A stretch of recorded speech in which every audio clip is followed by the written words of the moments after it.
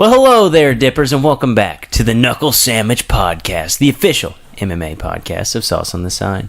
As always, Dippers, I'm your host, Drake, joined by the man, the myth, the legend, Mr. Thomas R. Shackelford.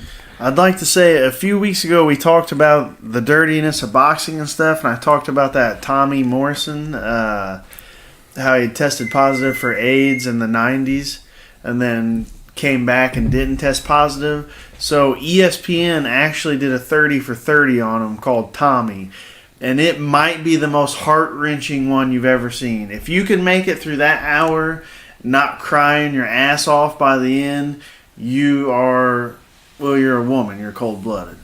All right. I think that's the first time that Mr. Shackelford has ever said anything other than, howdy. Yeah, I know. That was... How's it going? I was so excited when I watched it. It was one of the sad. It's a must watch. It's a must watch. He did die. He did pass away in 2013. Spoiler alert. Here we go. You tell everybody to watch it. Now you spoil it. I mean, it doesn't matter. It's brutal anyways. But he actually did have 2 more fights. That's why in like 2000. After he died, he fought twice? No, in 2011. Post-mortem fights. No. Dude, I'm telling you, watch it. In 2011, he did have 2 more fights. I think one was in Mexico, but one was in Denver, Colorado, I believe. What? Yeah, so he fought for a legitimate commission. I guess that's the last I'd heard of him, and I thought that he was not testing positive for HIV anymore. But if you're a fight fan, and of course you know Rocky V, Tommy the Gun, you absolutely have to watch that documentary. It's one of the 30 for 30s, which you're going to cry on. I don't know that I've ever watched one that I didn't cry on, but this one you will triple cry. Triple cry. It's a triple dip of cry. Pony excess. At the end, they get the death penalty. Thomas cries. He cries. I love SMU. Yeah. You made me love the Mustangs. Now you're taking them away from me. Not all of them. What was the one? Catholics and convicts. That one, Miami and Notre Dame. That one didn't make me cry. When did I get singing the U? There are some that didn't make me cry, but that one was absolutely brutal. Right. There's some that they go in that they're like, it's a comedy, it's going to be funny going in. Have you guys seen that Screwball yet? Screwball? No. You haven't heard of it? No. I thought you guys were baseball fans. We are. I guess I'm going to have to send you guys the link to the movie. I think it's on iTunes, but it's a movie about like the Alex Rodriguez and those guys, the steroid scandal in baseball. Is Balco on there? That's what it's all about. Balco. Screwball, yeah. Why is it just not called like Balco? Well, it's acted out by children. The whole movie is children. What? Like acting. It's the see. This is why I should say more than just hello and howdy, because now I'm busting stuff out on you. We'll watch it. It looks hysterical. Is Arnold Schwarzenegger in it? Like, this isn't Kindergarten Cop, is it? No. It's just kids. So like all the interactions and stuff. A-Rod's portrayed by a child. It's all children in the whole entire thing, and then it'll show the people whose characters are portraying, basically narrating. The kids don't have lines. They're just like narrating it while the scenes are taking place. I want to see which kid they chose to be Sammy Sosa. That could get really interesting. But I could picture it now, like 10 years from now, like these kids are having to go to like a psychiatrist. And they're like, what's wrong? It's like, they made me play Mark McGuire when I was 7. Yeah. I had to be A-Rod, lying to everyone. It was such a hard time. Oh, man. The pressure was so hard. That's terrible. And Dippers. Our producer, Mr. Late Bip Shaventone. Everybody know that my cat got over his cold. Thank you for a nice letter of condolence, but Mountain is going to be okay. Thoughts and prayers saved. He still has some runny eyes, but... Are you sure you didn't get him on like a steroid pack? Dude, he's looking pretty thick. Yeah, no, Mountain's a very fat cat. But I looked at the pet food bag for the first time ever, though I just read over it. I feel the proper amount of food, though. Huh. I read a spoiler the other day that the Mountain and Hound are supposed to fight to the death. Can we do that with your cats? We were talking about that. We were. No, Sean, Thomas I said there's no way these cats are fighting. Yeah, no, Thomas started asking me about that. He said it's going to happen. I was just like, why don't my cats fight?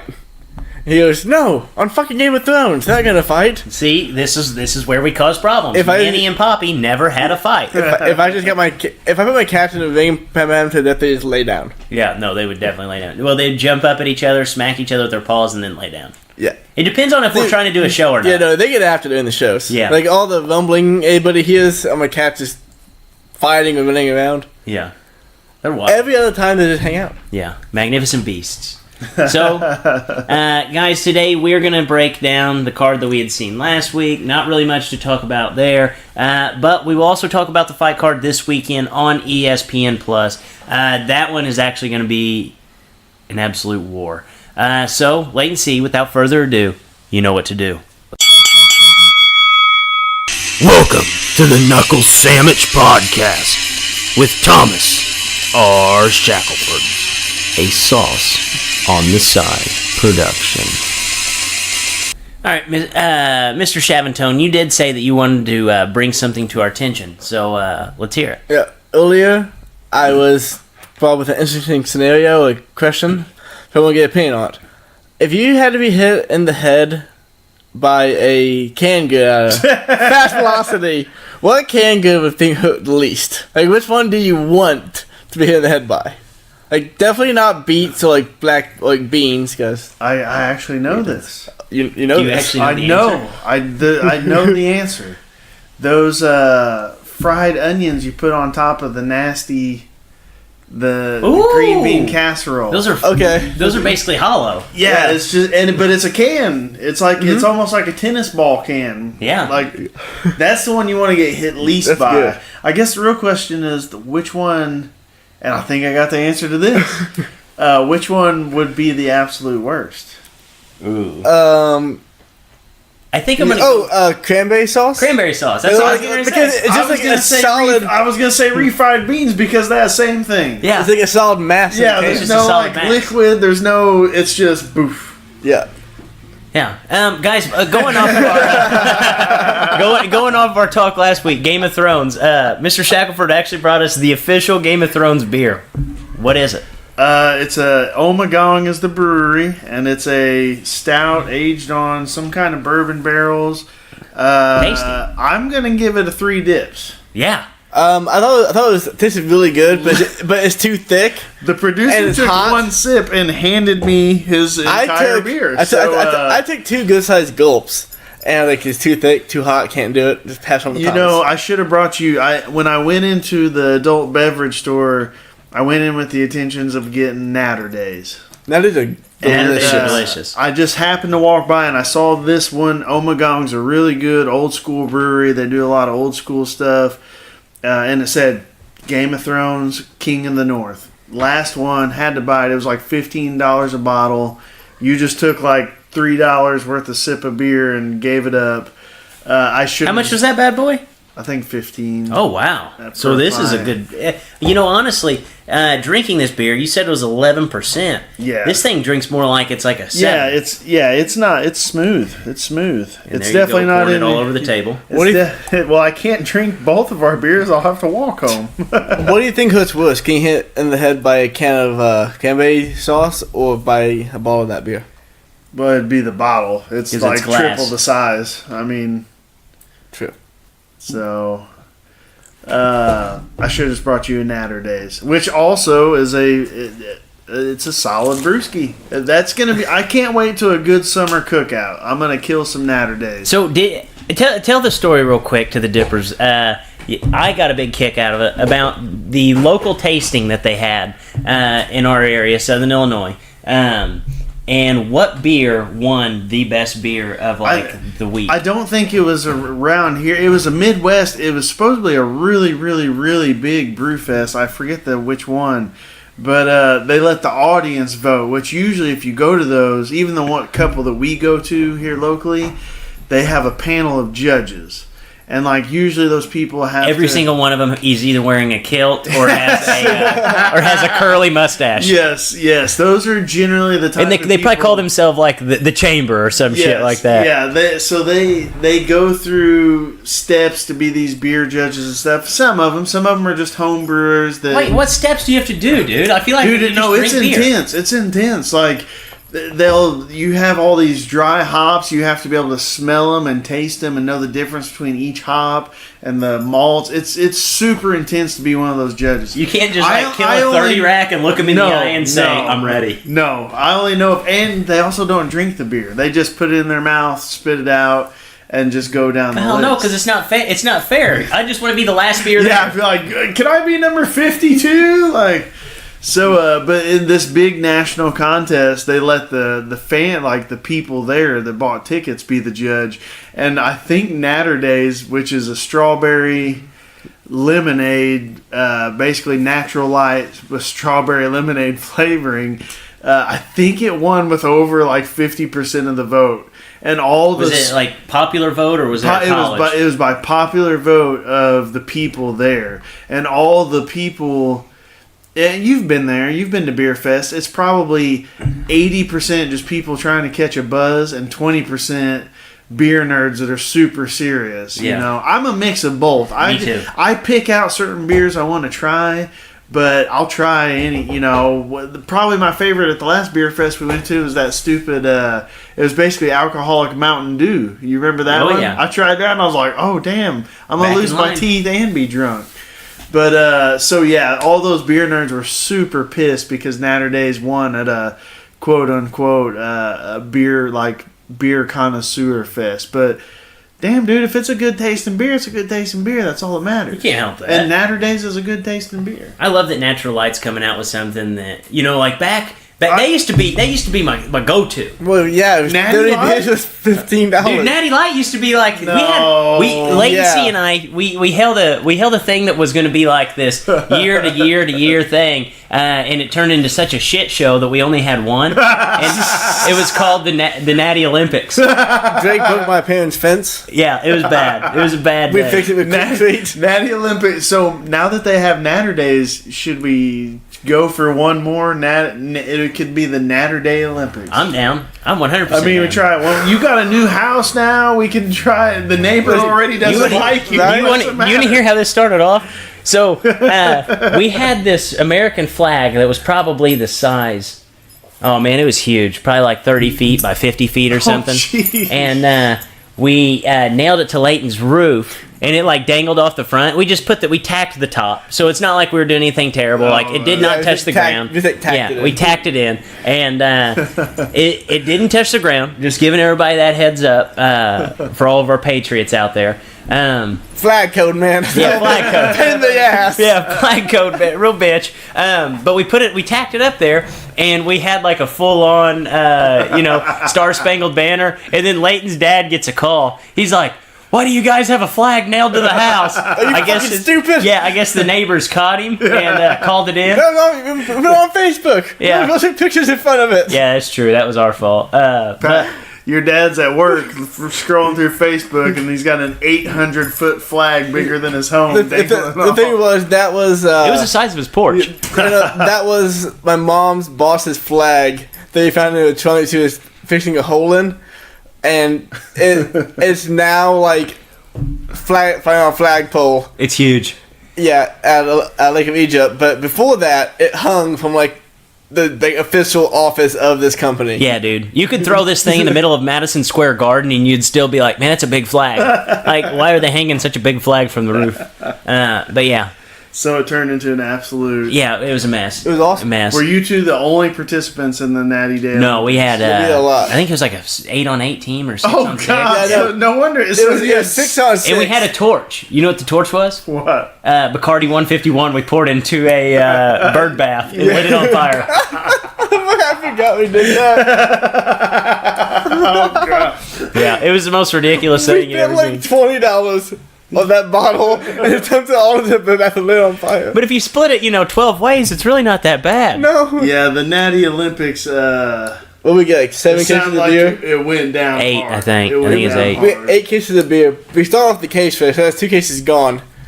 And then we had beer pong with beer in the cup, so that was 24 beers basically. It was bad. Bad day. Went bad quick. Yeah, Yeah. no, it was. Well, now you're older. Maybe you can get a little more recreational. I was hung over by 6 in the evening. Yeah, no, Jake tackled all best friend through my fence. And he fixed it with Quickcrete. Yeah, we did have Quickcrete out there, so that was good. I mean, And then Drake was on bed rest, or my couch rest for like 13 straight hours. yeah, I almost got hit with a hammer. Like, it was bad. Bad. Yes, we know that sounds awesome. Because it secretly was. It was a good time. So, you want to talk about fights, or you want to talk about something else? Sure. All right. We can't do any. We can do one terrible story a week. Yeah, one terrible story a week. But I feel like the banter in this is probably the best part of any show we have. Yeah. Fletch is pretty funny sometimes Oh, yeah. on the other shows. Yeah. I'll give him that. Yeah. Well, the cackle. I think Fletcher makes the noise. I don't laugh at Fletcher's jokes. I laugh at his cackle Oh my after his gosh. jokes. I laugh at how hard he laughs at things. Yeah, he'll drop his joke and he'll be like, Like, Hey, one time. you gotta laugh at you. You gotta be your own favorite audience. oh, he is. He is. There's one time I was watching The Office with Fletcher, and he started laughing at part that was not funny at all. But I started losing my shit because he was laughing so hard. Like, he was on the ground banging the floor. And it was not even funny. Yeah, no, he thinks anything's funny, that man. Beauty's in the eye of the beholder with Fletch. Oh, have you seen his girlfriend? That's true. That's true. So let's go ahead and talk about the fights this last week in Russia. Other than the Alistair Overeem, Alexei Oleinik fight, are there any other fights that caught your eye? I don't think I watched any. You didn't watch any. I cannot remember one. Well, you Except Did for you- Oleinik, and but you watched it, right? I did. But None of them were. stuck out. Hey, that's how I feel. That's how I feel. The undercard that I couldn't watch because it was on ESPN2 and my app was being goofy and then late. Let's talk about this for a second. The ESPN thing is terrible. So what happened to me was I signed up for ESPN Plus, and then one of the first cards they did. I don't have direct TV or anything. I Now just you have do. ESPN Plus. So it kept asking me. I tried watching something on ESPN. You know, say I kind of like it is this weekend. The undercard was on ESPN. The top of the bill was ESPN Plus. But when I was trying to watch that ESPN, I realized I can't watch ESPN or ESPN2 without a TV provider. So I say accidentally, like I clicked one because it said Verizon on it, and I thought, well, I have Verizon Wireless or whatever. Maybe that's what I need to click. Clicked on it. It prompted me to try and fill out my information. Well, it wasn't the right thing, so I didn't fill it out. So since then, like a month and a half ago, every time I try to go in there to like erase that out, it just kept prompting that same exact screen. Well, Leighton sent me the stuff to fix it, got it off there, and I now have DirecTV. So when I went back on there, filled it out through DirecTV, it still wouldn't let me watch them. I thought ESPN2 was just a regular channel you got on DirecTV. Oh, it is. It is. Well, it's still not letting me watch them. It says that I'm not, my subscription is not okay for that or something. So the undercard to this fight, which was on ESPN2, was like 5 straight knockouts. But then the actual card was they weren't a lot of standout fights. So I was bummed. I was pissed. I sent ESPN Plus a very mean, dirty email. So you know how I know that they don't care? They already got my $5. It took me 5 minutes to write up this dirty email. 22.1 seconds later, I got an automatic response email. You know you ain't getting shit Doesn't that back. make you mad? You are not getting anything back and anything done. That makes me mad. When you get an automatic response email. A do not respond automatic response email. Yeah. So They're like, yeah, we hear your pity. yeah, so this weekend the same thing. The card, I believe the early prelims are on ESPN2, prelims are on ESPN, main cards on ESPN Plus. Why they would do that, I don't know. Just put them on all the platforms. Just say it's on ESPN. You know, I get the ESPN Plus. That's a subscription. But if it's going to be on ESPN, get it on all the rest of the channels. What's it matter? Yeah, no, I agree. It is kind of a pain in the ass. It's a nuisance. And I don't think that I like this new thing, you know? I feel like Rough and Rowdy's easier to get. Even though the quality's super low, I think it's easier to get. Yeah.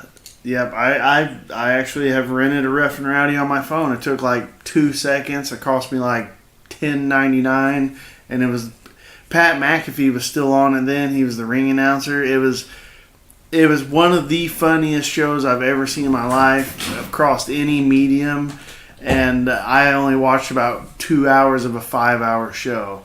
They had like 30 fights. Like at some point I was like, I can't watch any more fights, and my stomach hurts from laughing at these guys so much because it was Big Cat, the president, and McAfee was the ring announcer. I think PFT was like the cage, like when they came out of the ring, he talked to him. I don't know that I've ever laughed so hard. Definitely not at fights. Like, it was hilarious. Yeah, ESPN is losing that battle, I think. I think that they need to figure something out with this, because I don't think that the app's as user-friendly as what they wanted it to be. No. I heard Dana White came out and said that their pay-per-view deal had came up with like the normal providers, and they were looking to make a deal, and they basically went to ESPN and said, hey, they built that. They were like, hey, let's just do it through the ESPN Plus app. So ESPN, like, that was all new. So the Adesanya, Gastelum, and Poirier Holloway, that was the first card it was on. They said they were expecting some problems, but from now on it's going to get better, they said. Think it can't get much worse. There was a lot of big people. I mean, Brendan Schaub, Luke Thomas, a lot of really big personalities that do podcasts or radio shows or whatever. The media for MMA, a bunch of them couldn't get it.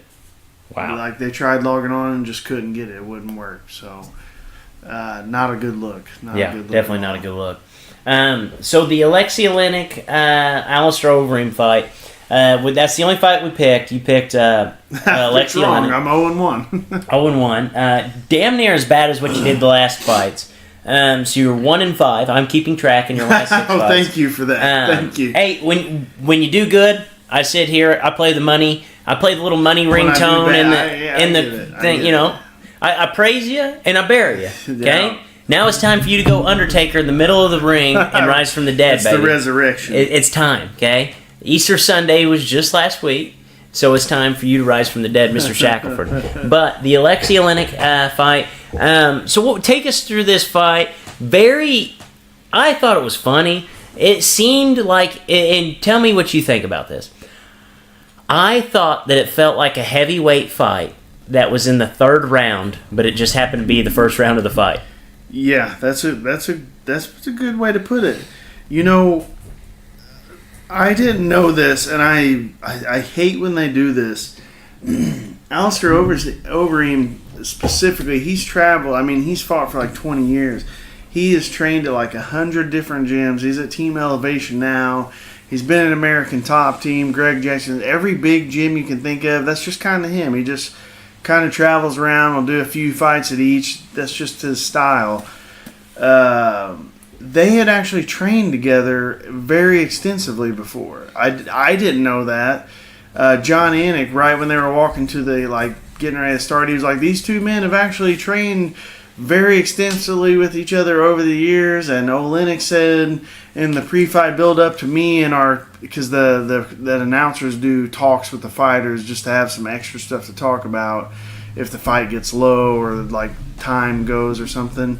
And he said that Oleinik just straight told him he never took Alistair down ever one time in any of their sparring and all the time they trained together. Confidence. And Alistair always had the best of them in stand-up. He said that right when the fight was about to start, and I was like, what in the hell? Yeah.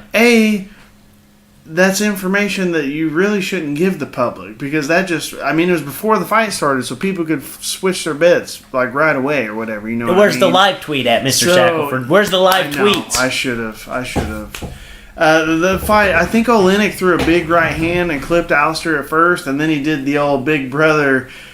He just kept grabbing him with his left hand and doing uppercuts. Oh, you forgot the best part of the whole fight. Which was he walked out there, grabbed him, tried to pull the Ezekiel choke right off the bat. It's like the lowest percentage move in MMA. He went for it right off the rip. He's like the guy who ran out there and just tried a flying knee, like off the run. He did his best, man. And the other thing I didn't know, which this is my bad. He took the fight on 18 days' notice. I guess Alexander Volkov was supposed to be the fight, got hurt. He stepped up since it was in Russia. So, I mean, he did have a chance to he fought to well, knock Alistair really out. You said he outstruck him. Oh, dude! At one point, the strikes was 46-4, Yeah, or 46-5. He just within about 2 minutes bombed on Alistair, shot his wad, and then Alistair hit him with about 35 knees to the sternum and head. And at some point, I don't even know if he hurt him. I think a stiff breeze blew in the arena and Olenek slipped up and Alistair beat him up. It was the best a heavyweight could do, fighting in his home country in front of his own fans on 18 days' notice. Fun was. fight. I could watch that fight over and over probably 50 times just because how fun it was. No, I agree. So, Mr. Shackelford fights on ESPN Plus this weekend. We have the headliner. And this card is actually really awesome. I mean, if there's one word I had to put on it, I think it's going to be exciting. And I think there's going to be some dog wins here, but we'll hear what you have to say. So, first fight, the main event, we have Jacare, minus 200 favorite, over Jack Hermanson, who's a plus 160 dog. Hermanson is a recent... took this fight recently, so he's fighting on short notice. Like 2 weeks. Yeah, I think he fought March 30th. Was the last time that he had fought? I feel like I just said his name. He beat David Branch in 20 seconds. So yeah.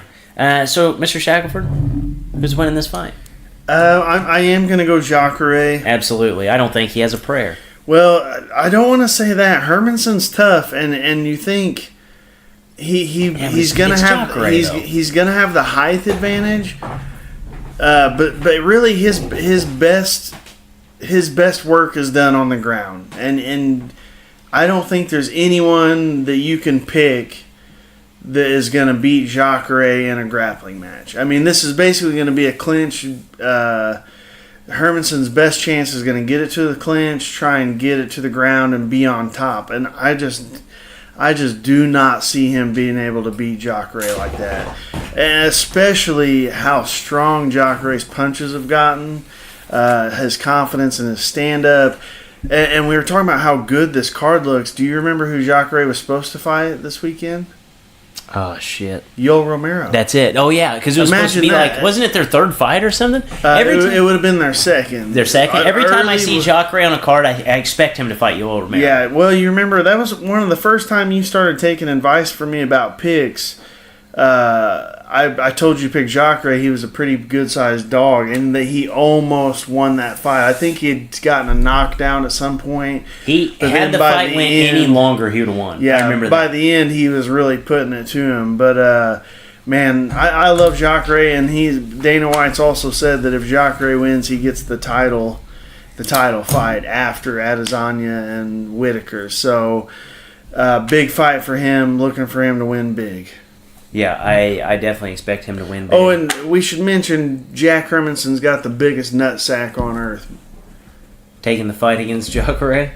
Think about it. The dude's had like 3 fights in the UFC. Young guy. They call you in like 2 weeks, and they're like, hey, you want to fight the number 4 guy in the world? One of the best jiu-jitsu competitors of all time, and basically fighting him in his hometown. And this dude just was like, oh, yeah, no problem. I'll be there. As far as guys who've never won a belt, do you think you could consider Jacare as one of the best ever? He's up. He would be in that. To me, he's in that category. He's of beat some of 3 former champions. He beat Chris Weidman, he beat Robbie Lawler, and he beat Vitor. Yeah. He's up there with. In the UFC, his only stumbles have been to, I believe, Whitaker and Romero.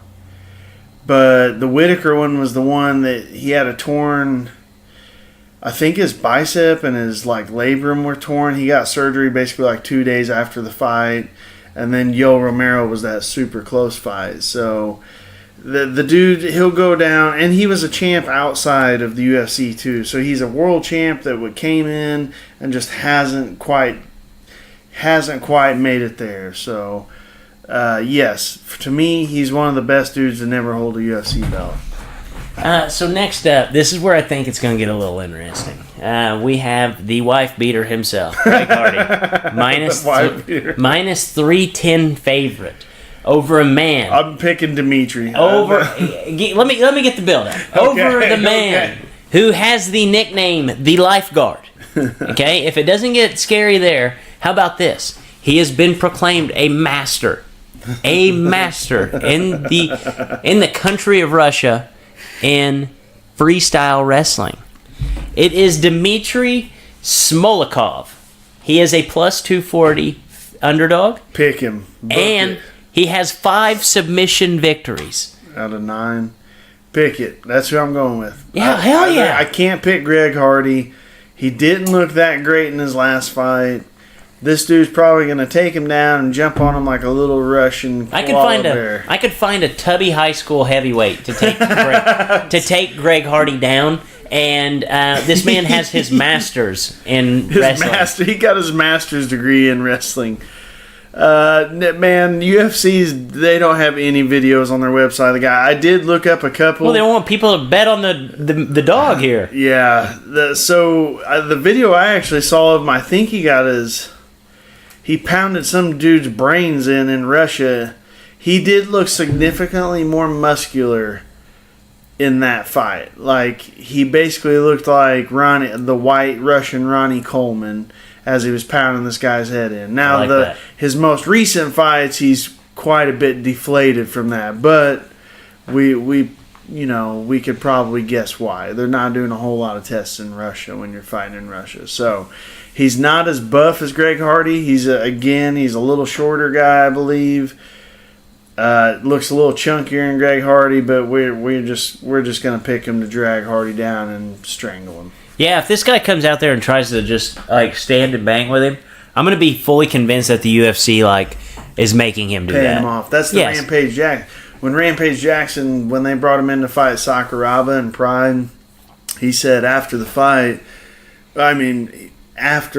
he said this, but before the fight, they came to him and said, hey, if Sakuraba gets you in a submission and you let him choke you to sleep instead of tapping, we'll give you X amount of dollars more. And it was quite a bit. It was like several $1,000s more, so you can guess how that fight went. Yeah. Oh, yeah. He went ahead and went unconscious. They woke him up 20 minutes later. Yeah, I'm all in on the dog, man. I'm all in on the dog. Dimitri, dude, there is no vowel between the D and the M. I did. You understand that, right? I did. That's tough. The Lifeguard. The Lifeguard. You gotta go with him. Yeah. Oh yeah. So how big of a dog is Perry? I'm picking Perry. Are you really? Yeah. I think I'll. Dude, you know what I noticed about Mike Perry? Get to build it up. How small is Mike Perry? We see him in Nashville. I was like from me to you. I mean, I'm much fatter than him, but I felt like I was taller than him. You're taller than me, so yeah, he wasn't that big. But he did kind of look cool in his floral. He looked good. He had a floral print jumpsuit on with work boots. And his girl, if you guys don't know his girl, the Platinum Princess, check her out on Instagram. She's a pro tennis player. Ridiculous. Yes. Ridiculous. A guy that talks like Mike Perry could get I imagine her dad, who probably spent $1 bajillion. Dude, you do not become a tennis player, or you do not become a professional tennis player without your parents funneling in at least $100,000 into you. She brings that him up. golf. She's like, Dad, you're gonna meet my new boyfriend. He's a professional athlete, and then walks Mike Perry. Yo, what's up? What's face good? tat. Her dad probably just walked into his study, locked the door, and just texted his wife, when he leaves, I'll come out. Yeah. Oh, man. So, I'm Alex Oliveira, minus 190 favorite. Mike Perry, plus 155 dog. You know why I'm going to go Perry? Because Oliveira he has figured out what the American Cowboy has figured out. That exciting fights is how you stay on the roster. He's 19-6-1, so he's not insanely, his record's not bad at all. He wins most of his, but he always win or lose or draw, goes out there and fights a crazy fight. So you just can't fight a crazy fight with Perry. Even the American Cowboy didn't do that, you know. I'm gonna go Perry, man. I'm gonna go Perry. All right. So that's 2 dog picks. Which one should I just throw out there for Shackelford's Lock Dog of the Week? Perry or Smokevolve? 2 Smokevolve. Okay. Dimitri Smokevolve. Shackelford's Lock Dog of the Week. All right. So next fight we have Glover Teixeira taking on. I'm gonna butcher the name. Ion Say it. Kutalaba. I watched it earlier and I was like, I'm gonna get him. You're gonna get. You always. I think it's Ion Kutalaba. Ion Kubalata. The Hulk. That's his nickname? Yes. That's a weak nickname. That's trying too hard. Just Glover's minus 120 favorite. Eon is just a minus 110. Basically a pick'em. Basically a pick'em. We're going to go Kutalaba. No shit. Why? Well, I watched a bunch of his fights today. I'm pretty sure he's the guy at weigh-ins that paints his entire body green. No way. I swear. Dude, he's going to get starched. No. Come on. Dude, you can't have gimmicks against a guy as boring as Glover. Glover is not what he used to be. He still has that strong punch. His chin hasn't been that great. And actually, his last couple fights, he's had to take him to the ground and submit him. Kutalaba, I believe he is also either a master of sport in Greco-Roman. He did Greco-Roman like his whole life, so his clinch game is really nasty. So he has a master's degree? He probably has his doctorate in Greco-Roman. This is the fight I'm most excited about on the whole card. Wow. To be honest, 2 heavy hitters, kind of the old line, long in the tooth versus a really, really green, fresh guy. I'm super excited about Kutalaba. Underscore green. Wait till you see this fight. Did you mean that? Did you mean the pun? Green fighter? I don't get it. Really, really green? Because he paints himself green for the weigh-ins. I did not mean to do that. But that was pretty slick. That was good. I did mean to do that. I did mean to do that. Come on. No, that's going to be a very fun fight. Kutalaba looks like the Hulk. The dude strikes. He's a power striker. Every punch is trying to knock your head off, and he doesn't really run out of energy. Like he can. Obviously, it's not the same as the first round, but he keeps a blistering pace the whole time for a 205-pounder. I think Glover's going to have a lot of trouble. The only thing Kutalaba I've seen where he does have a tendency to maybe get double-legged a little bit. Like he's not fighting Jordan Burroughs. So. Well, exactly. And most of Glover's takedowns come off like a clinch to a double leg or a clinch to a trip. It's a pick'em, like you said, but I'm going to go Kutalaba just because I think Glover's chin just isn't. I think his chin's not quite at what it used to be, and his striking's, he's just not slick enough to stay away from those big punches anymore. Yeah. The one thing I would say, if he does drag Kutalaba down, Glover's got a great chance of choking him out. I mean, his jiu-jitsu is really, really strong, but he's not a guy that wants to use it a lot, and I don't think he can take a whole lot of shots from Kutalaba to hang in there. Yeah, I'm looking forward to the fight. I mean, I'll obviously always root against the guy who paints himself green and calls him the Hulk, but that's just me. So last fight that we'll actually pick here. So Shackelford, you've picked 3 dogs so far. We have John Lineker as a minus 145 favorite to Corey Sandhagen, plus 115 dog. Mr. Shackelford, who are we taking? Sandhagen. So we're going 4 dogs. 4 dogs. I'm surprised that he is a dog. This fight was supposed to happen about a year ago, and Lineker got hurt. Sandhagen came in and blew up Yuri Alcantara. He's been murdering guys in the UFC. He's the dude out of... We broke that fight down, dude. Yeah, he's from Trevor Whitman's camp. He's the dude that I told you he's been training with Trevor Whitman since he was like 12. Insane striking. Very, very tough kid. Tough all around. His big weapon, guess how tall he is? He fights 135 pounds. Don't look at your screen. You're supposed to guess. 5'11". You bastard. You looked. Well, I couldn't help it. You asked. Well, you ruined it. Come on, man. He's 5'11". I cheated my way through school. Real quick, I continue to do it on the Look how podcast. tall John Lineker is. He's not very tall. No, he's like 5'1". He's 5'1"? I know. I look at your screen. Get the official. John. I think he's 5'5". We'll say 5'5". I didn't think he was 5'1". I would have guessed 5'4", 5'5". John Lineker. That dude's 5'11", 135 pounds? No, John Lineker is actually 5'3", listed on 5'3", wow. So this kid's 7 inches taller than him. They got Lineker's reach at 67. This kid's 70. This kid's 7 inches taller than him, has a 3-inch longer reach, moves really, really, really well. He's a fun kid, going to be a big up-and-comer to watch. I didn't know I was picking 4 dogs. I studied them. I watched a bunch of film on these guys. The only one I wasn't able to watch a bunch of film on was Dimitri, the lifeguard. But we're just not going to pick Greta Hardy on this show. So, I mean, if you lose that one, tough titty, said the kitty.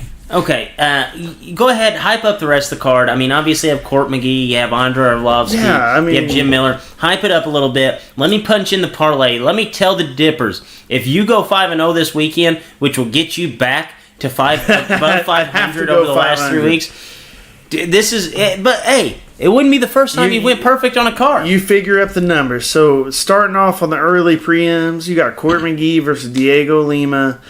Angela Hill's coming off that really quick loss that we saw in Nashville against Jody Esquivel. That'll be probably slow. Our man Jim Miller comes out to CCR. He's fighting Jason Gonzalez. That should be fun. Those are the early preems. You got Gilbert Burns. For all my jiu-jitsu guys, know him. He's fighting a dude I don't know. Andre Arlovsky's on this card. Gilbert Burns, he had a match, like a big high-level match with Dylan Danis, right? I think so. I think so. As on the jiu-jitsu circuit, he's very, very tough. In the UFC, he's very tough. He's just one of those guys maybe not a lot of people know his name. Arlovsky's fighting. All right, Mr. Shackelford, I have to interrupt you. Okay, let's hear it. What are we looking at? All right. Wait and see. You're a big betting man. If Mr. Shackelford... One second, let me fix one thing on here. I accidentally messed it up. All right. If Mr. Shackelford does indeed go 5-0, how much would you imagine that a $5 parlay would pay out? Okay. Take a guess. What are the odds? Just well, if I tell you the odds, then you'll be able to do the math in your head. 5-fight parlay. What do they usually pay out? $5. What would you guess? Fuck. 4 of these picks are dogs. Yeah, so the one in Nashville 5-5 was like 900, so like 3-4 grand. 900. They did not for $5. How much did I bet? You bet a lot that night because you were mad. You were furious. Yeah, man, that's a blurry night. You saw red. I'll spoiler alert. like- $5 for 261. Oh, That's pretty good. You want $5 in on this? I'll put me in for 5. You have to. Put me in for 10. 10? I'll give you a 10 spot. Because I got to pay Leighton back for That's his $523. yeah. Could you imagine? Put me in for 10. 5 of it will be for Leighton. 7. The DVD I don't want him to have to do that. The DVD was $7. I've lost one of his DVDs, so I'll have to pay him back. Put me in for 5. So $5 bet wins you, or a $10 bet wins you $523. That's absolutely unreal. But especially because like there's a route that all these guys win. But continue on what you're saying. That's the whole card. As far as Fight Pass, I know on SureDog or one of the other odds maker, there's several other fights listed that aren't on Fight Pass, but I'll just go by Fight Pass. It's going to be a nuts. You know, the other thing that's going to make it nuts, they're in Florida. They're in Fort Lauderdale. We know Florida's crazy. You got Mike Perry. He's a homegrown Florida guy. You got Jacare, who's lived there for years. He's the alligator. Is Greg Hardy from Florida? He seems like a guy that would be from Florida. He has to be from Florida, right? Because doesn't he train in his American top team? Yeah, so he trains down there. I'm sure he's got to be from Florida. I hate Greg Hardy. I really do. It should be a nuts 9 to 5s. Unfortunately, you will have to do the flip-flopping back and forth to see Greg all of Hardy them. promises to turn his haters into fans at UFC Fort Lauderdale. How in the world is he going to do that? I don't know. We'll see. Power Yeah, of persuasion. We'll see. maybe if he donates his whole entire purse to like domestic violence. To the shelter, the local shelter. Yeah, women should. That's the only way I think I could jump on. No, he's actually from Millington, Tennessee. No kidding. No surprise here. He went to Ole Miss. Wow. I hate Greg Hardy. That's all I'll say about it. I hope he gets starched. Should be a good 9 to 5s. Yes, it should. So, any other little tidbits, news and notes we have to hit on before the end of this show? We got, they announced the Beat the Streets which is a charity event to help promote youth wrestling or whatever, but Ben Askren and Jordan Burroughs, probably a lot of people think probably the greatest American wrestler of all time, will be wrestling at Beat the Streets. The interesting thing about it is Dan Gable's wrestling Cale Sanderson? My man Dan's not wrestling. Man, Chael Sanderson's won. Had he not been such a nice guy, he would have easily won 2 gold medals. Probably Who? 3. Chael Sanderson. Because he won his gold medal. The next I thought round. you said Chael Sonnen No, from that. no. Cale Sanderson? The next round, his pupil and one of his first really great students that he coached, Jake Varner, won the gold the next year. He actually had won his way through the U.S. Open, like the trials to get it. So if you win a gold medalist, you get an automatic invite to those trials. So at the trials, he won his way through and just let Varner have the win. So he didn't wrestle him, but he would have beat Varner and then went on to win a gold medal. And then Kyle Snyder in the next 4 beat Varner and ended up getting a gold medal. I bet you Chael probably would have even been able to beat Snyder that year. So unfortunately, due to him being an insanely nice guy and an insanely driven to be a coach, he dropped a couple gold medals there. But, he's probably going to go down as the greatest college coach. Probably overall, I guess Sanderson has to go down as the best American wrestler ever. But as far as athletically, it's got to be Burroughs, I guess. I mean, he's got the most world championships and the most Olympic medal. Well, not the most Olympic medals, but world championships. He's chasing John Smith, actually. Did you see that Conor McGregor fought this last week? Yeah, at his old boxing club, the Kremlin. It was How awesome is that? For everybody that hates Conor McGregor, he does a lot of really cool shit. and it was all for charity. It was to help pay for the building and stuff. So I'm sure the Conor McGregor event paid for the building. Did you see the clips they were posting? Him and the dude really fought. Like, the dude came after him. Did you see any of the videos? No. They were about 30 seconds to a minute long. The dude came after him. Was it Paulie Malignaggi? No, it wasn't Paulie. It wasn't Paulie. That dude don't want none. I like how... So Paulie is building up that fight with Artem Lobov, and he's still talking about those sparring days with Conor. Whenever... Conor's going to have to pay rent. He has so much real estate inside his head. He's going to have to pay rent, dude. He's still... So Conor posted a bunch of pictures from that sparring day. It shows Malignaggi's face. I've been in a couple fights. I had a cousin beat me up once. I had some bruises on my ear. I don't know anyone that's face was ever beat up personally in my life as Malignaggi's face was after that sparring. I don't care if he did beat up McGregor for the last 5 rounds. He didn't win that fight. So it is what it is. And last little tidbit before we wrap this show up. How's the running training going? It's Leighton good. C. versus Thomas Shackelford. Heron Festa Mile. I will say this. I said I was going to run an 8.5, and I felt like there's been some things changed since then. A little fire. Well, yeah, a little fire. Let's just say that I'm confident I'll hit 8.5. Confident you'll hit 8.5. Confident you'll. I don't want to get him. I don't want him to know exactly what I'm running, but I will hit 8.5. So Leighton needs to prepare to go to the deep water. Where the sharks live. Latency, do you think you're ready for that? Are you prepared? Thomas, do your problem is you What? took your son everybody else is doing. Not concerned with what you're doing. No, that's why I'm doing 2-a-days. That's why I'm, Whoa. 2-a-days. 2-a-days. I thought about it. I thought what made me a halfway, almost average wrestler. It was because I worked hard. That was it. So I kept thinking, well, I could race these guys, and if I lose, no big deal. But then I got kind of mad, and I was like, why would you do that to yourself? You can't ever lose to Leighton. At anything. At anything. So I started training harder. So it'll be fun. We got some wagers here and there. I'm gonna hit 8.5. Good. I promise. Good. I promise I will hit an 8.5 minute mile. Good. That may be 8.5 inside. I think you're going to hit 7.5. I don't know. I think you can do it. I don't know. I think We'll you can see. do it. We'll see. And on that note, Dippers, for Drake, for Leighton C., and Mr. Shackelford, as always, Dippers, stay saucy.